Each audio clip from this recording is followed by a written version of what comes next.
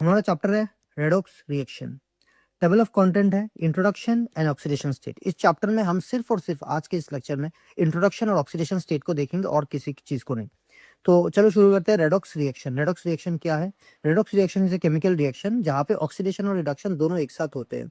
अगर तुम डेफिनेशन पढ़ोगे तो तुम समझ जाओगे कि one substance loses electron got oxidation, another substance gains electron called reduction। ठीक है, अब ऑक्सीडेशन और रिडक्शन का एक बेसिक डिफरेंस मैंने यहाँ पे समझाया, ये ऑक्सीडेशन वर्सेस रिडक्शन का। ऑक्सीजन जब इन्वॉल्व होता है तो हम बोलते हैं गेन ऑफ ऑक्सीजन मतलब ऑक्सीडेशन, लॉस ऑफ ऑक्सीजन मतलब रिडक्शन। तो बेसिकली ये चीज तुमने क्लास 10 में देखा होगा if I am not wrong. Hydrogen का इन्वॉल्वमेंट कैसे होता है? लॉस ऑफ हाइड्रोजन मतलब oxidation, gain of hydrogen means reduction. अगर कोई भी सब्सटेंस हाइड्रोजन गेन कर लेता है तो वो रिड्यूस होता है, हाइड्रोजन लॉस कर लेता है तो वो ऑक्सीडेशन होता है। अगर ऑक्सीजन गेन कर लेता है तो वो ऑक्सीडेशन होता है, ऑक्सीजन लूज कर लेता है तो रिडक्शन होता है। Similarly electron transfer, loss of electron, gain of electron. अगर कोई सब्सटेंस इलेक्ट्रॉन लूज कर लेता है तो वो होता है ऑक्सीडेशन। इसको ऐसे याद रखता हूँ, मैं ऐसे याद रखता हूँ कि लॉस में एक ओ है, ये देखो लॉस में एक ओ है ना, और यही ओ स्टैंड्स फॉर ऑक्सीडेशन। अगर ये कभी तुम अगर भूल जाओ, अगर तुमको याद रहता है तब तो सही है, याद रखो। तो क्या है ऑक्सीडेशन नंबर में क्या होता है? देखो ऑक्सीडेशन नंबर इंक्रीज होता है और इधर डिक्रीज होता है। अगर ऑक्सीडेशन होगा तो ऑक्सीडेशन नंबर इंक्रीज होगा, माने फॉर एग्जांपल +3 से +5 होगा। रिडक्शन में क्या होगा? ऑक्सीडेशन नंबर मान लो +7 से +2 होगा। तो ये होता है ऑक्सीडेशन एंड रिडक्शन का एक सिंपल सा बेसिक डिफरेंस। ये तुमको पूछा जा सकता है, मान लो कभी ऐसे तुमको एक कॉमन क्वेश्चन पूछा जा सकता है। हालांकि क्वेश्चन अगर ज्यादा आसान हो तो ही ऐसे क्वेश्चंस पूछा जाता है कि what do you mean by the redox reaction, give some example. अब तुमको एग्जांपल देना है तो चलो नेक्स्ट पेज में हम एग्जांपल देखते हैं। तो ये देखो एग्जांपल देख रहे हो। रेडॉक्स, रेडॉक्स में दो टर्म है, एक है रेड, एक है ox. Red comes from reduction, ox comes from oxidation. ठीक है ना? तो मतलब जहां पे रिडक्शन और ऑक्सीडेशन दोनों एक साथ चलेंगे, दोनों एक साथ होगा, उसको हम बोलेंगे रेडॉक्स। तो देखो एक एग्जांपल, इस एग्जांपल को देखो। Fe3O4 plus 4H2 plus 3Fe plus 4H2। यहाँ पे देखो Fe3O4 से Fe आया, मतलब Fe ने क्या किया? ऑक्सीजन को लूज किया ना, ऑक्सीजन को लूज किया। इस चीज को हम बोलते हैं रिडक्शन, क्योंकि oxygen in terms of oxygen हमने कैसे पढ़ा? इन टर्म्स ऑफ ऑक्सीजन हमने इसको जब ऑक्सीजन लूज होता है तो हम रिडक्शन बोलते हैं, जब ऑक्सीजन गेन होता है तो हम ऑक्सीडेशन बोलते हैं। इस चीज को इन टर्म्स ऑफ ऑक्सीजन भी देख सकते हो, इन टर्म्स ऑफ हाइड्रोजन भी देख सकते हो। Let me tell you how. देखो यहाँ पे जैसे कि लिखा है, यहाँ पे मैंने कुछ गलत लिखा है। मैंने कुछ गलत नहीं, मतलब रिएक्शन में कुछ गलत नहीं है, यहाँ पे इस राइटिंग में कुछ गलत है। ये राइटिंग देखो, यहाँ पे लिखा है in terms of hydrogen. No bro, it is in terms of oxygen, it is in terms of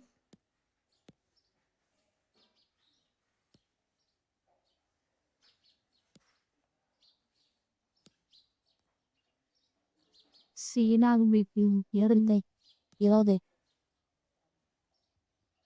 man naloro in term, I guess कुछ प्रॉब्लम हुआ है यहाँ पे। Anyways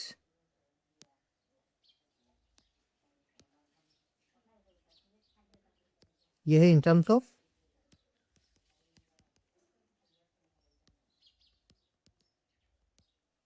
oxygen.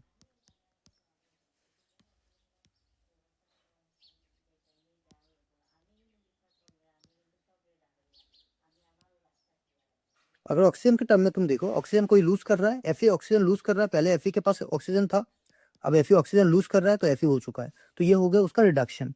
हाइड्रोजन पहले इसके सब पास ऑक्सीजन नहीं था, अब इसके पास ऑक्सीजन आ चुका है तो ये हो गया ऑक्सीडेशन। सिमिलरली अगर हम इसको देखेंगे, अगर यहाँ पे गलत हुआ है तो यहाँ पे भी गलत होगा।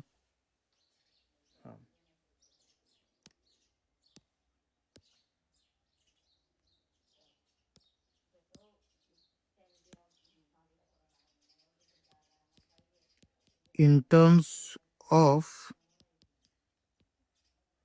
हाइड्रोजन,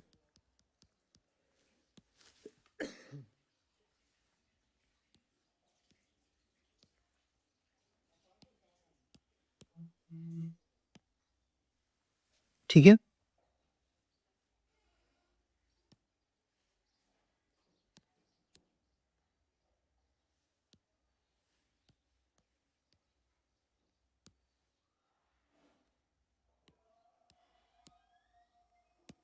ठीक है। अभी ये एक्चुअली इतना ज़्यादा टाइम लगेगा इसलिए मैंने पहले इसको प्रिपेयर करके रख दिया। शायद देखने में कुछ गलती हो गया है, ऑक्सीजन वाले को हाइड्रोजन में लिख दिया, हाइड्रोजन वाले को ऑक्सीजन में लिख दिया। एनीवेज, अब इसको देखो, यहाँ पे सल्फर के साथ हाइड्रोजन था, अब सल्फर सल्फर से हाइड्रोजन निकल गया, तो इसको हम क्या बोलेंगे? लॉस ऑफ हाइड्रोजन बोलेंगे ना। तो loss of hydrogen is oxidation.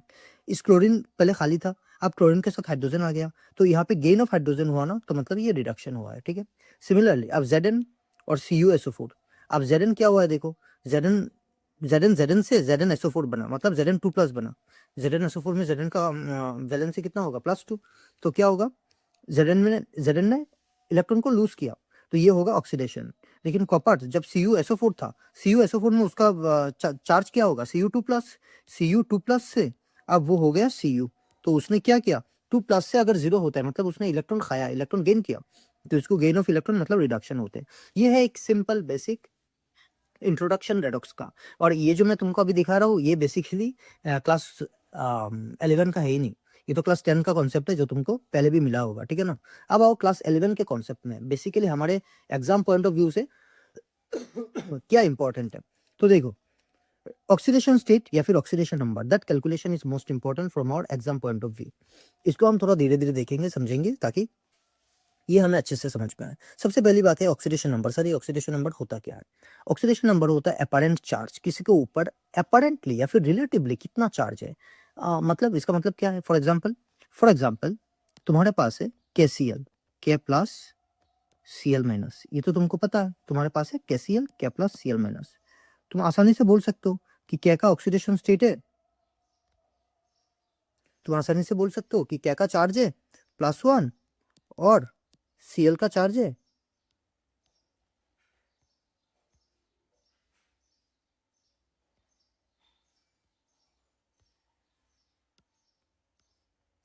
-1। ठीक है, जस्ट ए मिनट। हाँ,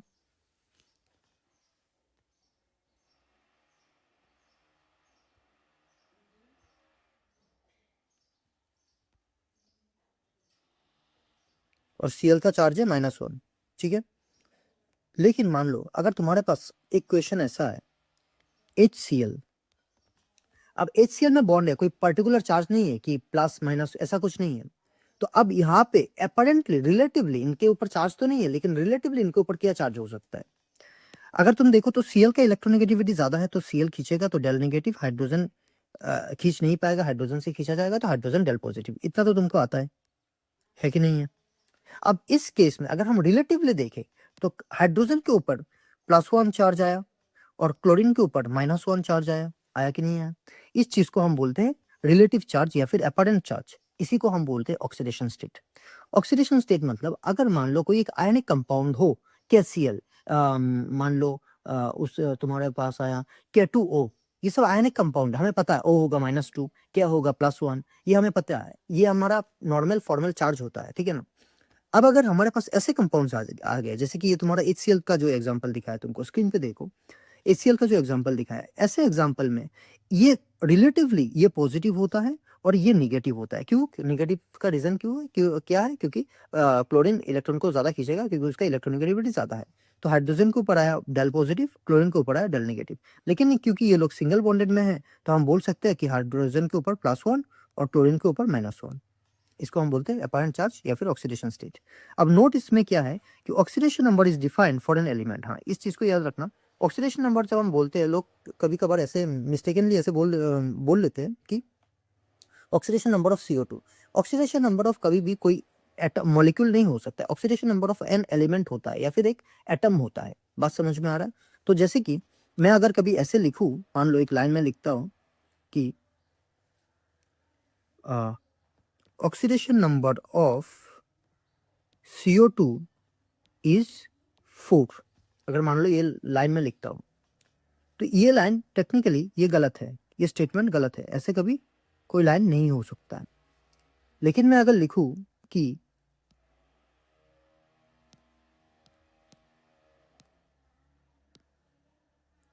oxidation number of carbon in CO2 is +4. That is technically है करेक्ट आंसर, क्योंकि ऑक्सीडेशन नंबर कभी भी एक पर्टिकुलर, ये करेक्ट है, ठीक है, ये करेक्ट है, ये रॉन्ग है। ऑक्सीडेशन नंबर कभी भी एक मॉलिक्यूल के लिए नहीं हो सकता है, कंपाउंड के लिए नहीं हो सकता, एक पर्टिकुलर सिंपल एटम के लिए हो सकता है। बात समझ में आ रहा है कि नहीं आ रहा है? तो एनीवेज, तो चलो यहाँ पे एक डिफरेंस है, सिंपल डिफरेंस है जो तुमको शायद जानना चाहिए कि what is the difference between valency and oxidation state. Valency होता है नॉर्मल चार्ज, ऑक्सीडेशन होता है अपैरेंट चार्ज। वैलेंसी होता है कंबाइनिंग कैपेसिटी, कि मतलब कितना वैलेंस शेल में कितना इलेक्ट्रॉन है, अगर 2 है तो 2 इलेक्ट्रॉन छोड़ देगा तो वैलेंसी होगा 2। लेकिन ऑक्सीडेशन होता है अपैरेंट चार्ज, और वैलेंसी क्या होता है, हम ऐसे गिनते हैं कि कितना इलेक्ट्रॉन लूज करेगा या फिर गेन करेगा या फिर शेयर करेगा। और यहाँ पे ऑक्सीडेशन नंबर में मतलब ये ट्रांसफर कितना होगा, assumed, it is assumed to be how many electrons will be transferred. अगर मतलब ये ट्रांसफर करता, किया नहीं है, जैसे कि ये HCl का एग्जांपल देखो, यहाँ पे इलेक्ट्रॉन ट्रांसफर नहीं हुआ है, लेकिन अगर करता तो हाइड्रोजन को पॉजिटिव मिलता, Cl को नेगेटिव मिलता। तो ये एजम्पशन के ऊपर है। थर्ड क्या है, charge. Valency is always positive, oxidation number तुम्हारा पॉजिटिव भी हो सकता है, नेगेटिव भी हो सकता है, जीरो भी हो सकता है। वैलेंसी का नेचर क्या होता है, valency is always fixed, oxidation number में गेट वेरी। ओके, तो ये है सिंपल एक ऑक्सीडेशन नंबर का मतलब ऑक्सीडेशन नंबर क्या होता है, व्हाट इज ऑक्सीडेशन नंबर, ठीक है ना। इट इज अपैरेंट चार्ज, और ये वेरी भी कर सकता है। अब हमें जो बेसिकली हमारे मेनली हमारे एग्जाम पॉइंट ऑफ व्यू से जो इंपॉर्टेंट है वो है rules to calculate oxidation number, ठीक है ना। अब देखो इसको, रूल नंबर 1, रूल नंबर 1 क्या कहता है, एलिमेंटल फॉर्म और होमोएटॉमिक मॉलिक्यूल, एलिमेंटल फॉर्म और होमोएटॉमिक मॉलिक्यूल। अब एलिमेंटल फॉर्म या फिर होमोएटॉमिक मॉलिक्यूल के लिए ऑक्सीडेशन नंबर कितना होता है, ये देखो लिखा है, ऑक्सीडेशन नंबर इज 0। हर वक्त अगर एलिमेंटरी फॉर्म में होता है या फिर होमोन्यूक्लियर मॉलिक्यूल में होता है तो उनका ऑक्सीडेशन स्टेट 0 होता है। सर ये एलिमेंटल फॉर्म क्या होता है और ये होमोन्यूक्लियर मॉलिक्यूल क्या होते हैं, चलो देखते हैं। तो क्या है, पहले मान लो तुम्हारे पास एलिमेंटल फॉर्म मतलब एज एन एलिमेंट, अगर कोई एक स्पेसिस सिर्फ एज ए एलिमेंट एग्जिस्ट कर रहा है और एज एन एटम एग्जिस्ट कर रहा है, एटम या फिर एलिमेंट, हालांकि दोनों चीज टेक्निकली सेम ही होते हैं। एटम क्या है, मान लो पोटाशियम, कोई भी एटम तुम ले लो, potassium, iron, sodium, sulphur, neon, कुछ भी और ले लो, कॉपर, जिंक, कुछ भी ले लो तुम, ऑक्सीजन, ठीक है ना। देखो मैंने कुछ कोई भी एक रैंडम कोई भी एलिमेंट ले लो। अब ये एक एलिमेंट्री स्टेट पे है, एक एटॉमिक स्टेट पे है, इसका ऑक्सीडेशन नंबर बाय डिफॉल्ट हम पकड़ते हैं 0, ठीक है। बात समझ में आ रहा है? तो एलिमेंटल फॉर्म क्या होता है। अब नेक्स्ट आता है कि ये क्या होता है, ये होमोएटॉमिक मॉलिक्यूल क्या होता है, होमोएटॉमिक मॉलिक्यूल या फिर होमोन्यूक्लियर मॉलिक्यूल। देखो होमो माने क्या, होमो माने सेम, न्यूक्लियर माने सेम एटम।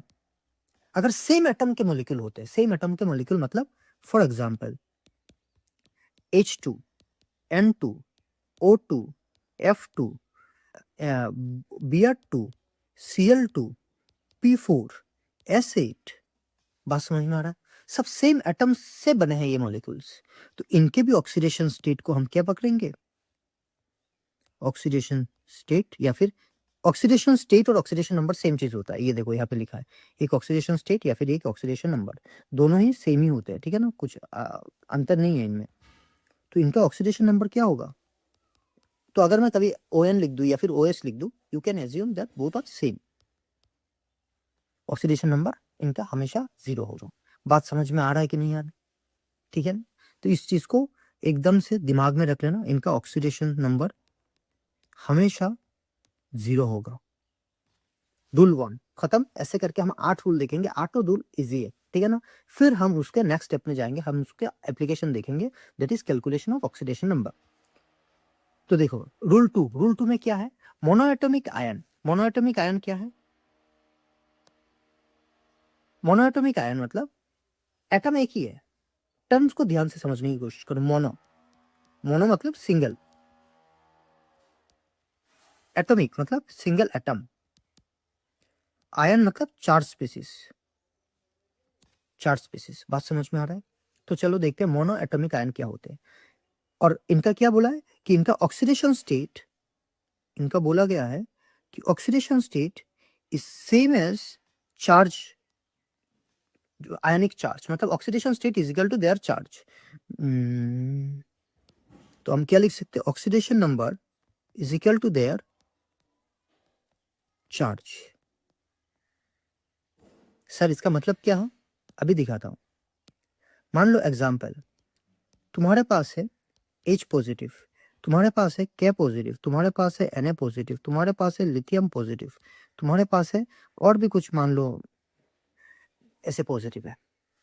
इन सब का ऑक्सीडेशन स्टेट कितना होगा, इन सब का ऑक्सीडेशन स्टेट होगा इनका चार्ज दैट इज +1। आई बात समझ में? अगर ये कोई भी, अब तुम बोलोगे अच्छा इसमें एक चीज अभी बोल देता हूँ। मान लो तुम्हारे पास है SO4 2-, तो इसका ऑक्सीडेशन नंबर क्या होगा भाई? पहले तो इसका ऑक्सीडेशन नंबर डिफाइन ही नहीं है, oxidation number is not defined for SO4 2-, पहली बात। और दूसरी बात यह है कि SO4 2- is not a monoatomic ion. Monoatomic माने सिंगल एटम, एटम एक होना चाहिए, यहाँ पे 2 एटम है ना, तो इसको हम इस रूल में शामिल ही नहीं कर सकते। This is not for this particular rule. आई बात समझ में? अब चलो कुछ और मोनोएटॉमिक आयन को देखते हैं। कुछ और मोनोएटॉमिक आयन जैसे कि Be2+, Mg2+, Cu2+, Ca2+, Zn2+, ये सब +2 है ना, तो इनके ऑक्सीडेशन स्टेट कितने होंगे?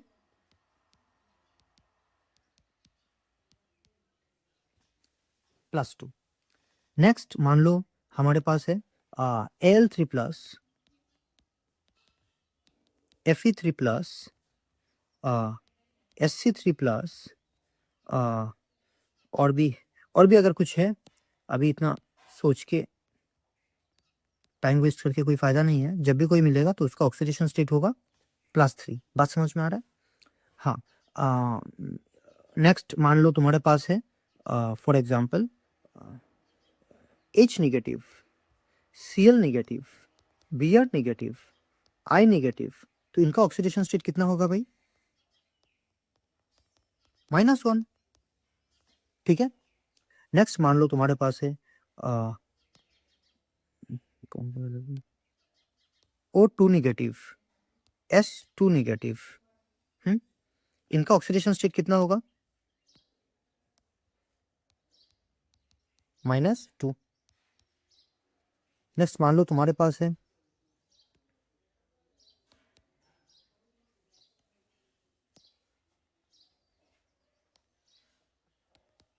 N3 नेगेटिव या फिर P3 नेगेटिव, तो इनका ऑक्सीडेशन स्टेट कितना होगा? -3। आशा करता हूँ ये जो पूरा रूल समझाया मैंने तुमको समझ में आया। Sir what will be the oxidation state for NO2+? Sir इसका ऑक्सीडेशन स्टेट क्या होगा? अबे गधे, इसका ऑक्सीडेशन स्टेट नहीं होगा, मतलब बाद में हम देखेंगे क्या होगा, कैसे कैसे निकालेंगे इसका, लेकिन अभी के लिए इसका ऑक्सीडेशन स्टेट नहीं होगा क्योंकि ये मोनो एटॉमिक है ही नहीं, है ही नहीं, क्योंकि ये मोनोएटॉमिक है ही नहीं। बात समझ में आ रहा है कि नहीं आ रहा है बोलो? कलर कर देता हूँ इसका, ठीक है? बात समझ में आ रहा है? तो इसके लिए हम डिफाइन नहीं करेंगे, हम सब सिर्फ और सिर्फ मोनोन्यूक्लियर सॉरी मोनोएटॉमिक के लिए कर रहे हैं। आशा करता हूँ बात समझ में आ रहा है। चलो नेक्स्ट रूल देखते हैं। Rule number 3।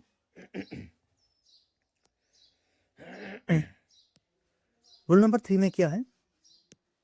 Alkali metal group 1 के कौन से मेटल होते हैं, बोल सकते हो? ग्रुप 1 के कौन से मेटल होते हैं? हाइड्रोजन, लेकिन हाइड्रोजन को हम मेटल नहीं पकड़ते।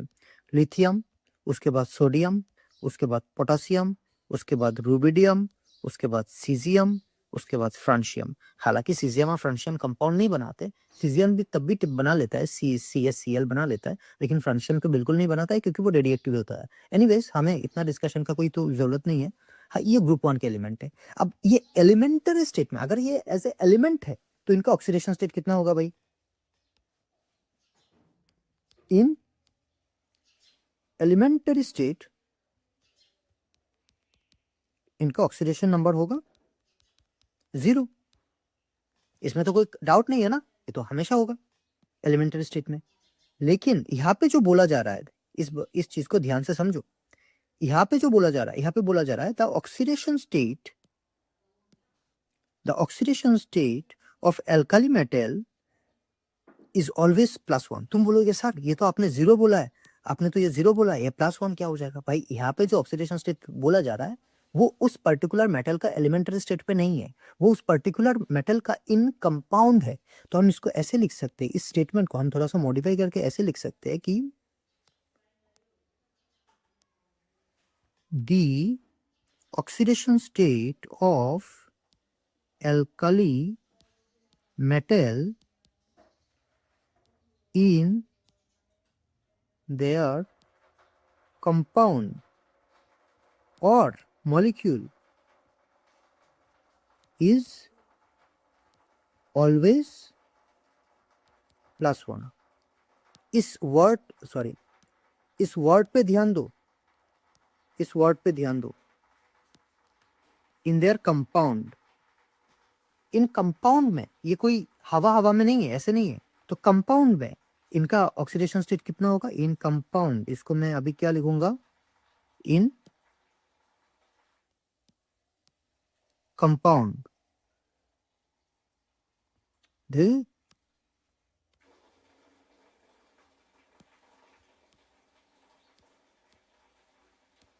इन कंपाउंड, अगर कंपाउंड में इनका ऑक्सीडेशन स्टेट कितना होगा?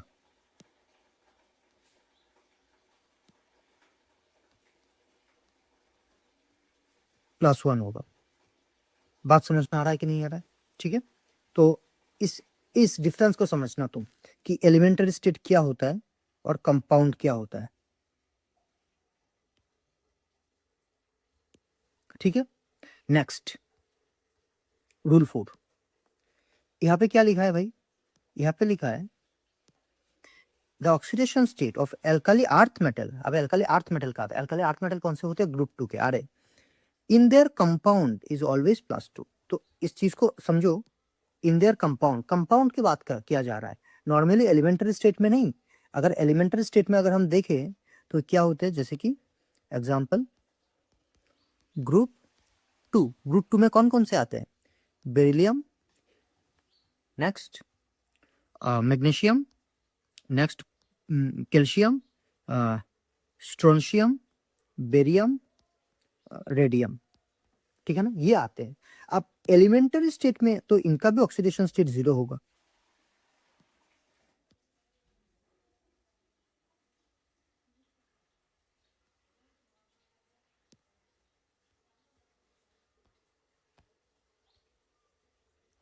इन एलिमेंटरी स्टेट इनका ऑक्सीडेशन स्टेट क्या होगा? 0 होगा, है ना। लेकिन कंपाउंड में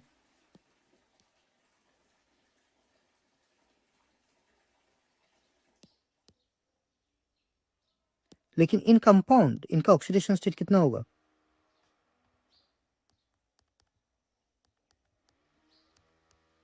+2।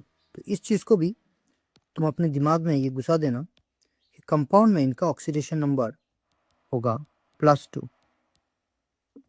यहाँ पे शायद नहीं लिखा है, इनका ऑक्सीडेशन नंबर होगा +1। आई बात समझ में? चारों रूल समझ में आया? इसका मतलब है कि अगर ये जो एल्काली मेटल है, ये जो एल्काली मेटल तुम देख रहे हो, जितने भी तुम देख रहे हो, अगर ये कंपाउंड में तुमको मिल जाता है, कंपाउंड में सर एल्काली मेटल का कुछ कंपाउंड्स का एग्जांपल दो। चलो देते हैं एग्जांपल। मान लो लिथियम क्लोराइड, मान लो सोडियम ब्रोमाइड, मान लो पोटेशियम ऑक्साइड, मान लो रुबिडियम आयोडाइड, मान लो NaNO3, मान लो K2SO4। इन सब में ध्यान से सुनो, इन सब में oxidation number of alkali metal is equal to +1।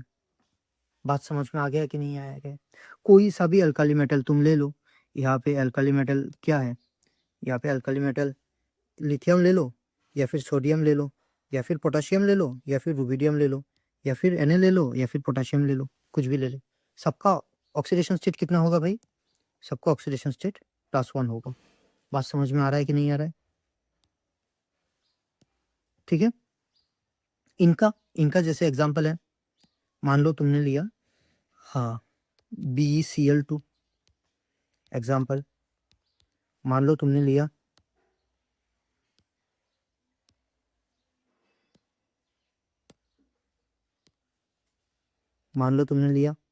MgO, मान लो तुमने लिया CaSO4, मान लो तुमने लिया BaSO4 बेरियम सल्फाइड, मान लो तुमने लिया स्ट्रोंशियम सल्फाइड एटसेट्रा, तुमने कुछ भी लिया, इन सब में oxidation number of alkali earth metal are always +2। बात समझ में आ रहा है कि नहीं आ रहा है?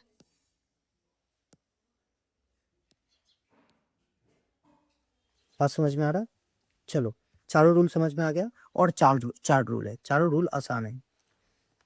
हाइड्रोजन है, नेक्स्ट इज अवर हाइड्रोजन। अब हाइड्रोजन के लिए क्या है? The oxidation state of hydrogen is usually +1 when H is attached to metal, और oxidation state of hydrogen is usually -1 when it is attached to metal. तो अगर metal के साथ हाइड्रोजन अटैच्ड है तो इसका ऑक्सीडेशन स्टेट होगा कितना? अगर मेटल के साथ अटैच्ड है तो इसका ऑक्सीडेशन स्टेट होगा -1, और अगर ये नॉन मेटल के साथ अटैच्ड है तो इसका ऑक्सीडेशन स्टेट होगा +1। सर ऐसा क्यों और कैसे? चलो देखते हैं। अब ऑक्सीडेशन नंबर ऑफ हाइड्रोजन, इस फ्लो चार्ट को समझो। ये +1 भी ऑक्सीडेशन नंबर हो सकता है, -1 भी ऑक्सीडेशन नंबर हो सकता है। -1 मतलब इस हाइड्रोजन ने इलेक्ट्रॉन ले लिया, -1 मतलब अपैरेंट चार्ज क्या होता है, मैंने इलेक्ट्रॉन ले लिया, अब मैं माइनस हूँ, तो -1 मतलब हाइड्रोजन ने इलेक्ट्रॉन ले लिया। तो हाइड्रोजन किससे इलेक्ट्रॉन ले सकता है? कौन है जो हाइड्रोजन को इलेक्ट्रॉन दे सकता है? वो मेटल हो सकता है, ठीक है ना। तो ये इस केस में hydrogen is attached to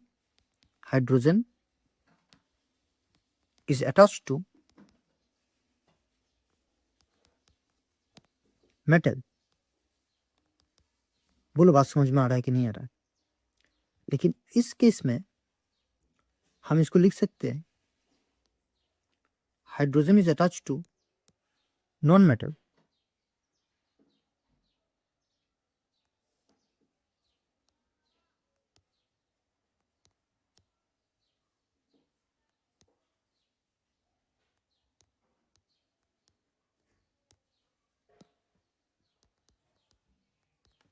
non metal. सही है। अब देखो,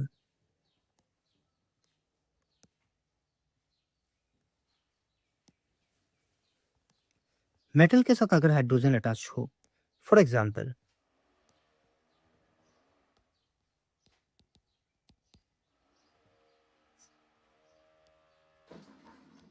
मेटल के साथ हाइड्रोजन अटैच्ड है, मेटल क्या है, मान लो Ki पोटेशियम के साथ अटैच्ड है, या फिर Na, सॉरी Ki क्या बोल रहा हूँ, KH सॉरी, NaH, या फिर मान लो CaH2, या फिर मान लो AlH3, या फिर मान लो BH3, इन सब केसेस में, या फिर MgH2, या फिर लिथियम हाइड्राइड, इन सब केस में हाइड्रोजन एक मेटल के साथ अटैच्ड है। सर मेटल कौन से है? हमें मेटल तो नहीं पता। मेटल तुमको पता होना चाहिए, ग्रुप 1, ग्रुप 2, ग्रुप 13 के कुछ एलिमेंट्स ये मेटल है। ये सब इन सब मेटल के साथ अगर हाइड्रोजन अटैच्ड है तो इसका ऑक्सीडेशन स्टेट होगा -1। बात समझ में आ रहा है कि नहीं आ रहा है? लेकिन अगर यही हाइड्रोजन मेटल के साथ ना होकर नॉन मेटल के साथ अटैच्ड है, मान लो HF, HCl, HBr, HI, H2O, NH3, H2S, ये सब नॉन मेटल्स है। अगर इनके साथ अटैच्ड है तो इसका ऑक्सीडेशन स्टेट होगा +1। चलो मैं इसको तुमको इसके पीछे एक रीजन भी समझाता हूँ विद ए लॉजिक। अगर मान लो तुम्हारा हाइड्रोजन अटैच है फ्लोरीन के साथ, ठीक है ना। अब फ्लोरीन का इलेक्ट्रोनेगेटिविटी ज्यादा है हाइड्रोजन से, तो फ्लोरीन होगा डेल नेगेटिव, हाइड्रोजन होगा डेल पॉजिटिव, इसमें कोई डाउट ही नहीं है। तो अगर फ्लोरीन डेल नेगेटिव होता है तो फ्लोरीन आगे जाके क्या होगा, फ्लोरीन होगा -1। मतलब ऑक्सीडेशन स्टेट अपेरेंट होता है ना चार्ज, अपेरेंटली अगर हम इसको रिलेटिवली देखें, अगर ये बॉन्ड ना होता तो यही होता है ऑक्सीडेशन स्टेट, कि अगर ये बॉन्ड ना होता तो फ्लोरीन के ऊपर कितना चार्ज होता, हाइड्रोजन के ऊपर कितना चार्ज होता। तो फ्लोरीन का ऑक्सीडेशन स्टेट होता -1 और हाइड्रोजन का ऑक्सीडेशन स्टेट होता +1। ठीक है ना। It is just an example to show you कि कैसे मतलब हम ये बोल सकते हैं कि नॉन मेटल के साथ अटैच होने से कि हाइड्रोजन का इलेक्ट्रोनेगेटिविटी हाइड्रोजन का ऑक्सीडेशन नंबर -1 ही होगा, +1 ही होगा, क्योंकि नॉन मेटल का इलेक्ट्रोनेगेटिविटी ज्यादा है। अब इलेक्ट्रोनेगेटिविटी ज्यादा होने से नॉन मेटल खींचेगा तो हाइड्रोजन हमेशा पॉजिटिव होगा। सिर्फ इसके साथ क्यों, तुम अगर इस चीज को वाटर के साथ भी देखोगे तब भी तुमको सेम ही कुछ मिलेगा। Water HOH। अब इसको भी तुम देखो, ऑक्सीजन खींचेगा तो hydrogen del positive, oxygen del negative, oxygen खींचेगा तो hydrogen del positive, oxygen del negative. इस केस में भी अगर हम हाइड्रोजन का ऑक्सीडेशन स्टेट निकाले तो ऑक्सीडेशन स्टेट इसका ऑक्सीडेशन स्टेट अगर निकाले तो इसका oxidation state is equal to +1। बस समझ में आ रहा है। लागतो ना नहीं क्यों नहीं नहीं सो डिस्टर्बेंस। एनीवेज नेक्स्ट, अगर हाइड्रोजन मेटल के साथ अटैच हो तो मेटल के साथ हाइड्रोजन अटैच होने से क्या होता है। अब देखो ये तुम्हारे हाइड्रोजन मेटल्स के साथ अटैच है। कोई एक एग्जांपल लेते हैं, चलो let's take the example of this NH, Na और H। अब Na और दिस शुड बी अब यहाँ पे NH में किसका इलेक्ट्रोनेगेटिविटी ज्यादा है, मेटल का इलेक्ट्रोनेगेटिविटी हमेशा कहाँ होता है बेटा, याद रखना। हाइड्रोजन का जो इलेक्ट्रोनेगेटिविटी होता है ना, इलेक्ट्रोनेगेटिविटी ऑफ हाइड्रोजन वो होता है 2.1 और electronegativity of any metal any metal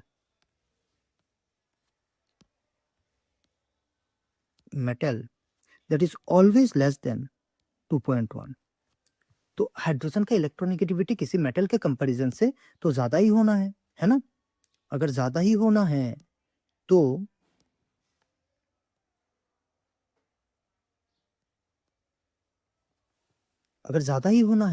तो ये खींचेगा मेटल से electron.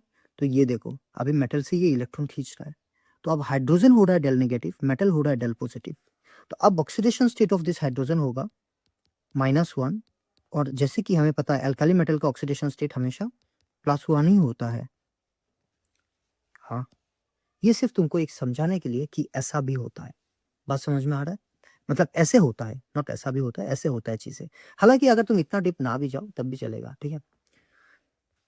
5 6th rule number 6, it is also very easy और द इजीएस्ट वन, कि फ्लोरीन का ऑक्सीडेशन स्टेट हमेशा -1 होगा विदाउट एनी इफ और बट। कोई इफ कोई बट नहीं है, oxidation state of fluorine is always -1। Sir ऐसा क्यों, इसका रीजन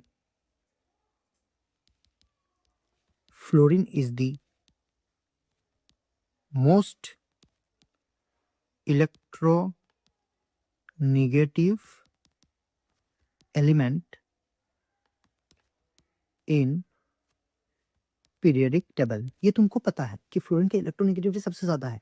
अब भाई फ्लोरीन तुम्हारा वो किसी के साथ भी अटैच हो जाए, दुनिया के किसी भी एलिमेंट के साथ अटैच हो जाए Z, अल्टीमेटली तो फ्लोरीन को खींचना ही है इलेक्ट्रॉन, खींच के तो फ्लोरीन डेल नेगेटिव होगा और वो चीज डेल पॉजिटिव ही होगा। तो फ्लोरीन का ऑक्सीडेशन स्टेट हमेशा -1 होगा विदाउट एनी इफ और बट। कोई भी एग्जांपल ले लो फ्लोरीन का, तुम एग्जांपल में HF, KF, MgF2, AlF3 भाई कुछ भी ले लो, oxidation state of fluorine is equal to -1। ठीक है, मैं तुमको हर एक चीजों के साथ एक एग्जांपल लेके समझा रहा हूँ ताकि तुमको बाद में कोई डाउट ना हो। ठीक है, और अगर इस वीडियो के बाद स्टिल किसी को कोई डाउट रहता है then you can easily contact me without any hesitation. अब फ्लोरीन के बाद क्या आता है? फ्लोरीन के बाद क्या आता है? फ्लोरीन के बाद आता है हेलोजन। अब हेलोजन का जो ऑक्सीडेशन स्टेट होता है वो थोड़ा सा वेरी करता है। देखो यहाँ पे क्या लिखा है, the oxidation state of halogen can very very कर सकता है फ्रॉम, कहाँ से कहाँ तक वेरी कर सकता है? From -1 to 0 to +1 to +3 +5 +7। अब मान लो तुम्हारे पास एक हेलोजन है, जैसे कि तुम्हारे पास ये हेलोजन्स क्या है, फ्लोरीन, सॉरी फ्लोरीन नहीं, हेलोजन, यहाँ पे हेलोजन एक्सक्लूडिंग फ्लोरीन यहाँ पे लिखा है, देखो क्लोरीन ब्रोमीन आयोडीन इन तीन के लिए। अब तुम्हारे पास हेलोजन है क्लोरीन, ब्रोमीन और आयोडीन, इनका ऑक्सीडेशन स्टेट क्या होगा भाई? -1 हो सकता है, 0 हो सकता है, +1 हो सकता है, +3 हो सकता है, +5 हो सकता है, +7 हो सकता है। क्लास में एक दिन समझाया कि यू क्यू +5 +7 ये सब होते हैं, Q +5 +7 you are not +6। Anyways अब उस चीज़ में हम नहीं जाएंगे, नहीं तो टाइम लगेगा।